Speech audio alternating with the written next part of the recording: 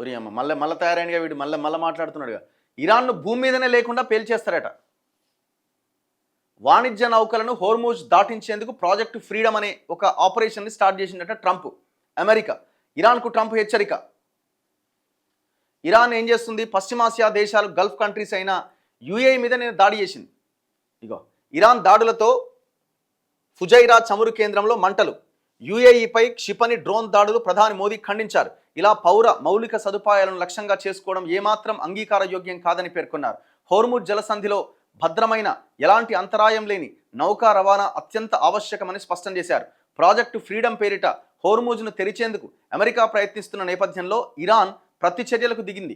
యుఏఈలోని Fujairah చమురు క్షేత్రంపై Iran క్షిపణులు డ్రోన్లు ప్రయోగించగా అక్కడ పనిచేస్తున్న 3 భారతీయ సిబ్బంది గాయపడ్డారు. సో అందుకే మోదీ స్పందించాడు.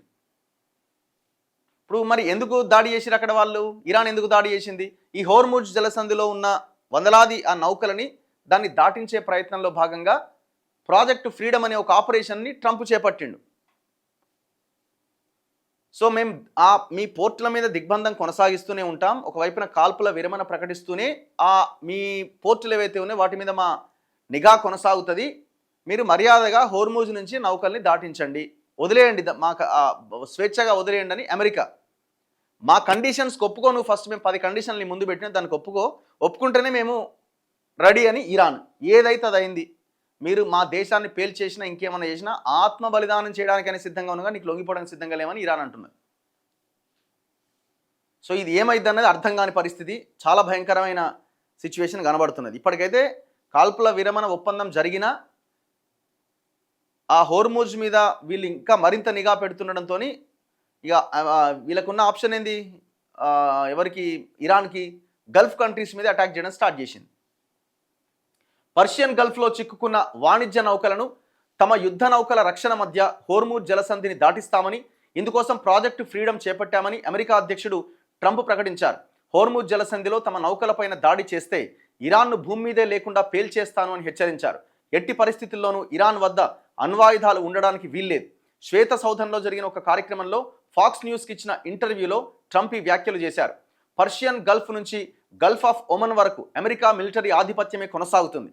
ఇరాన్ వైమానిక నావికా దళాలను, రాడార్లు, ఇతర వ్యవస్థలన్నీ నాశనం చేశాయి. ప్రస్తుతం ఇరాన్ నాయకత్వ సమస్యతో కొట్టుమిట్టాడుతోంది. అమెరికా ఇంతకు ముందు వినియోగించని శక్తివంతమైన వ్యూహాత్మక ఆయుధాలు సన్నద్ధంగా ఉంచింది. అవసరమైతే వాటిని వినియోగిస్తాం. చర్చల విషయంలో ఇరాన్ కాస్త దిగొచ్చింది, కానీ అది సరిపోదు. హోర్ముజ్ జలసంధిలో ప్రయాణిస్తున్న తమ నౌకల వైపు వచ్చిన 6 ఇరాన్ బోట్లను పేల్చేశామని ట్రంప్ ప్రకటించిండు. సో ఇరాన్ ఏమంటుంది? కాల్పుల విరమణను ఉల్లంఘించేలా అమెరికా వ్యవహరిస్తున్న తీరు పశ్చిమాసియాలో ప్రాంతీయ భద్రతను ప్రమాదంలో పడేస్తుంది అని చెప్తున్నది.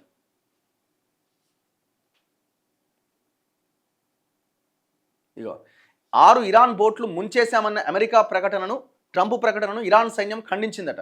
2 ఇరాన్ సరుకు రవాణా బోట్లపై దాడి జరిగింది. 5 పౌరులు చనిపోయారని ఇరాన్ చెప్తున్నది.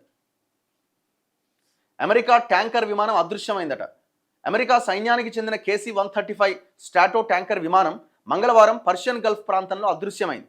యుఏఈలోని అల్ దాఫ్రా ఎయిర్ బేస్ నుంచి బయలుదేరిన ఈ విమానం ఖతార్ గగనతలానికి సమీపంలో ప్రయాణిస్తూ ఉండగా 7700 అంటూ అత్యవసర ప్రమాద సంకేతాన్ని పంపింది.